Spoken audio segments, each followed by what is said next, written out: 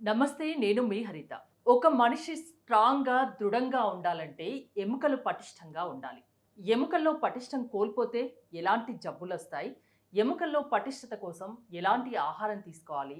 ఏం చేయాలి అసలు? తెలుసుకుందాం. స్టూడియోలో ఉన్నారు ప్రముఖ వైద్యులు, మెడికల్ కౌన్సిల్ ఆఫ్ ఇండియా మాజీ సభ్యులు డాక్టర్ సిఎల్ వెంకట్రావు గారు. సార్ నమస్తే. నమస్తే. చాలామంది ఓల్డ్ ఏజ్ వచ్చాక ఇలా వంగి నడుస్తూ ఉంటారు.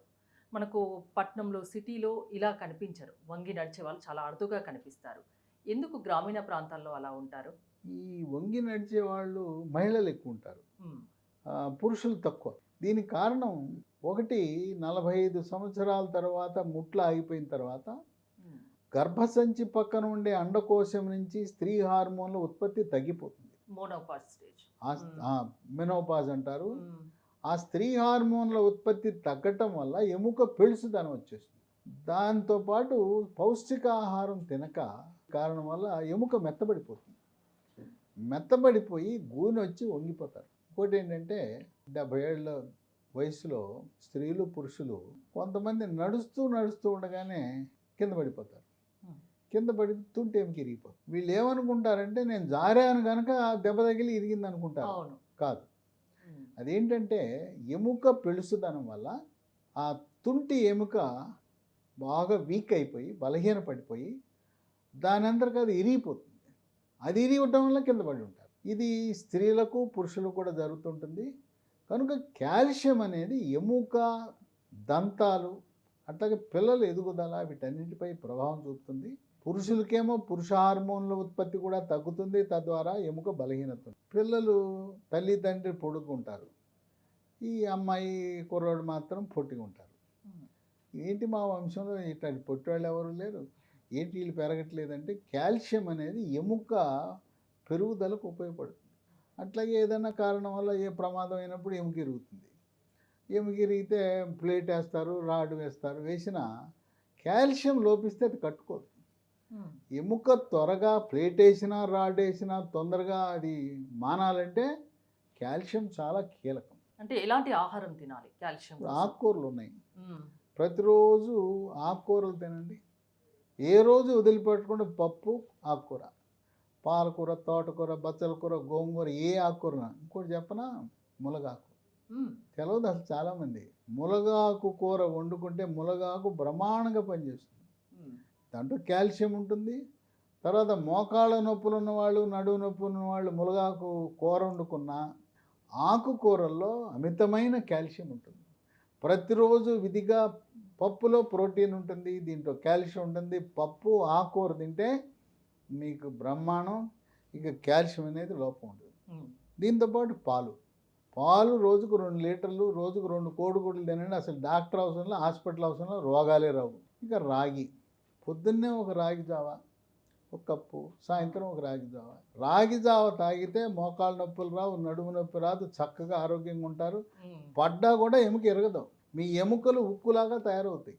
అట్లాగే చిరుధాన్యాలు రాగి, జొన్న, సజ్జ, కొర్రలు, అరికెలు, సామెలు, ఊదలు వాడితే ఎముక పటుత్వం వస్తుంది. హ్మ్.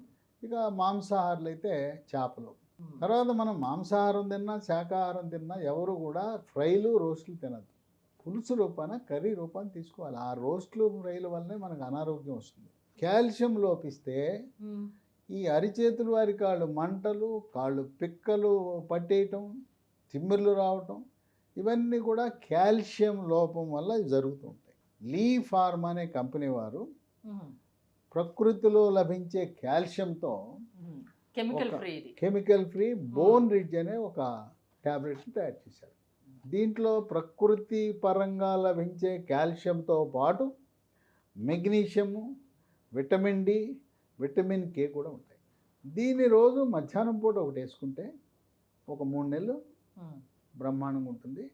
జబ్బున్న వాళ్ళే కాదు, ఆరోగ్యవంతులు కూడా, పిల్లలు ఎత్తు పెరగాలి, పళ్ళు పుచ్చిపోతున్నాయి, కండరాలు పిక్కలు పట్టేస్తున్నాయి. తర్వాత 45 ఏళ్ళు దాటిన మహిళలు అందరూ వేసుకోవచ్చు. ఎందుకంటే దాన్ని పోస్ట్ మెనోపాజల్ పీరియడ్ అంటారు. కాల్షియం లోపం ఉంటుంది, దీన్ని వాడాలి. 40 ఇయర్స్ తర్వాత అది మేల్ అయినా, ఫీమేల్ అయినా ఎవ్వరైనా ఇది వేసుకోవచ్చు. నిరభ్యంతరంగా వేసుకోవచ్చు. తర్వాత అసలు మన కాల్షియం ఎంత ఉందో తెలుసుకోవాలంటే రక్త పరీక్ష కాదు చేయాల్సింది. హ్మ్. దీనికి ఒక రకమైన స్కాన్ ఉంది. దాన్ని బిఎండి అంటారు. Bone mineral density scan, BMD scan అంటారు. ఓకే. దాన్నే డెక్సా స్కాన్ అంటారు. అది చేస్తే మన ఎముక ఎంత బలంగా ఉందో తెలుస్తుంది. ఈ బోన్ రిడ్జ్ వల్ల ఎటువంటి అనర్థాలు లేవు. మంచే జరుగుతుంది కానీ ఎటువంటి హాని లేదు. సో 40 దీన్ని ఇయర్స్ తర్వాత ఈ ఎవరైనా ఇది వేసుకోవచ్చు. డాక్టర్ ఏమి ప్రిస్క్రిప్షన్ ఇవ్వాల్సిన అవసరం లేదు. ఇది మనందరికి మనం ఆర్డర్ పెట్టుకోవచ్చు. అంటే ఎలా ఆర్డర్ పెట్టుకోవాలి, ఎక్కడ ఇది దొరుకుతుంది? అమెజాన్లో ఆర్డర్ పెడితే ఆన్లైన్లో మనకు వస్తుంది. లేదా కంపెనీ లీ హెల్త్ వాళ్ళ కంపెనీ వాళ్ళది www.leehealthdomain.com అనే దాంట్లో ఆర్డర్ పెట్టుకోవచ్చు. లేదా ఫోన్ నంబర్లు 3 ఇస్తాను. వాళ్ళకి ఫోన్ చేసినా కూడా కొరియర్లో మన ఇంటి దగ్గర పంపిస్తారు. నంబరు 91000748 9100010740. రెండవ నంబరు 8977030218. మూడో నంబరు 9502897374. స్క్రీన్ మీదే నంబర్లు వస్తున్నాయి. ఆర్డర్ పెట్టుకోండి.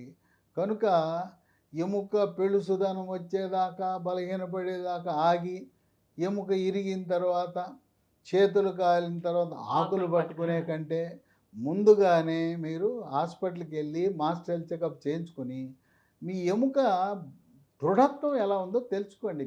Bone mineral density BMD test చేయించుకోండి. లేకపోయినా కూడా ప్రతి సంవత్సరం మొదటి రౌండ్లో 90 వాడి ప్రతి సంవత్సరం 30 ట్యాబ్లెట్లు వాడుతూ, నేను చెప్పాను కదా, ఆకుకూరలు, పాలు, మిల్లెట్స్, ప్రకృతిలో లభించే చిరుధాన్యాలు వాడటం ద్వారా ఎముక దృఢత్వంగా ఉంటుంది. పిల్లలు పొట్టిగా ఉండాలని బాధపడబాకండి. కాల్షియమే దానికి పరిష్కారం.